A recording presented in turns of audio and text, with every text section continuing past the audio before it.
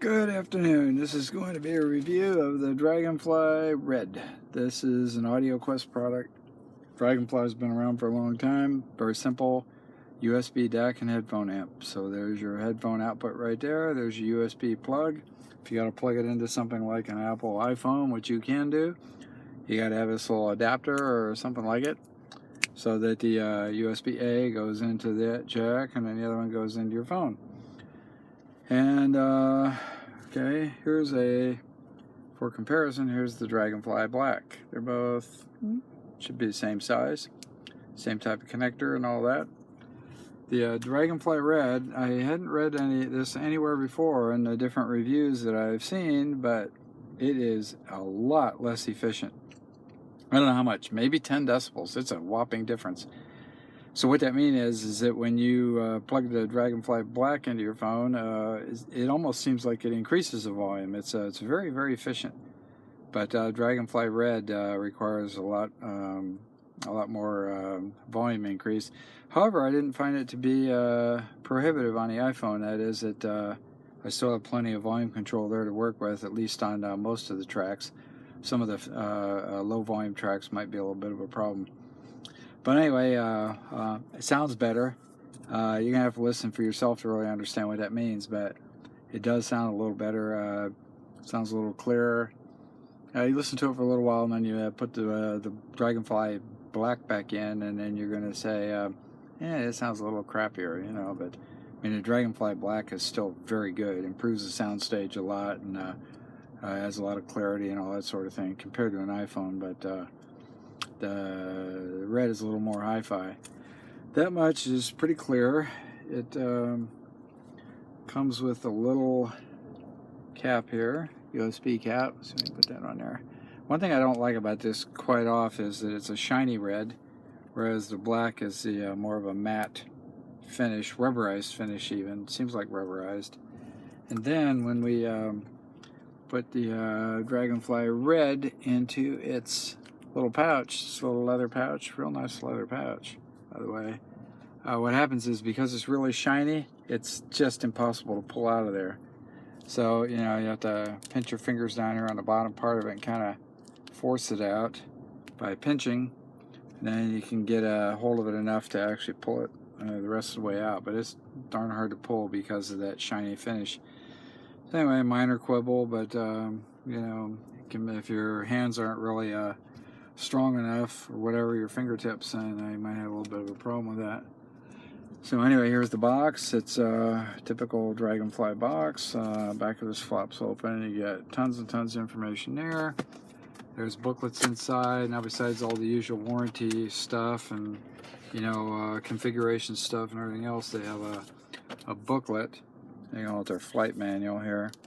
And it tells you about iOS, tells you about Apple, tells you about PCs, tells you about, you know, let's see if I got a sample. Okay, so here, for example, is a Windows setup screen, Windows 7, 8, and 10.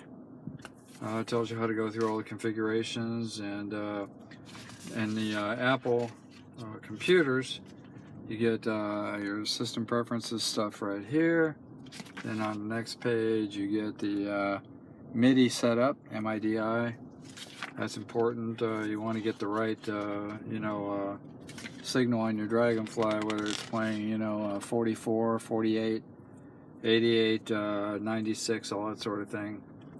So there's a lot of different information in this booklet. Also in the back, they tell you about some of the other things like the Jitterbug, and which I've reviewed, and the cables, and Dragon Tail, and the Dragon Tail for the Android systems, which are phones, I think, mostly. And so that's pretty much a quick synopsis of the whole DragonFly project here, is to give you a little. Well, that wasn't done when the DragonFlies first came out. They ran off of a PC. They required a significant amount of power, but these new low-powered DragonFlies, red and the black, are so good that they'll run off of a phone.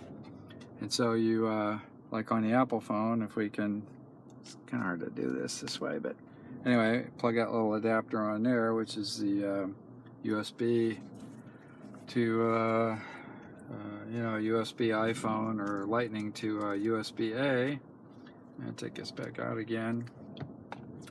DragonFly Red, and get, wow, this slick surface on here makes it really hard to manage.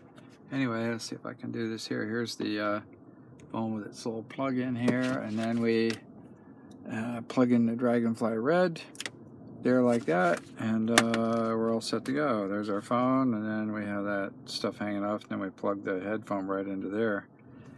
And I've used these on computers before. I haven't used the Red on a desktop computer, but as a general rule, they'll improve the phone a lot more than they'll improve a good computer. If a computer has a good sound system going out through the headphone jack.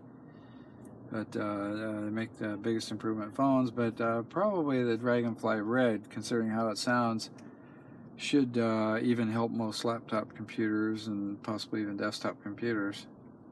But again, if you have something that's a big power hog, like let's say you have a Sennheiser, I don't know, 650, 300 ohm headphone, and then you look at the impedance curve on it, and the impedance is 600, 800, maybe even higher down there around 40, 50 hertz. Some of those Sennheisers are. And the power demand to be so great down there in that low bass that something like this may just die on you. As far as the deep bass is concerned, it might just sound a little bit muddy and not give you the best impact. So if your headphone isn't efficient or it has a real high impedance with an impedance spike, probably going to need to use this as your DAC and then plug a headphone amp into it. And when you do that, this thing will act as a true DAC, and this headphone jack will instead become a line out. It'll know how to change to the characteristic of a line output so that you get the very best quality DAC output going into your separate headphone amp. If you need to do that, and it might be a good idea to do that anyway if you have a good headphone amp. So anyway, there we are, DragonFly Red. This is $200. The DragonFly Black is only $100. I'd say the DragonFly Black is a better deal because, you know, you get the same thing, but in a maybe not exactly as good a sonic quality. But you know, if you want the best, something really small like this, there you go, DragonFly Red, and that's my review. Thanks.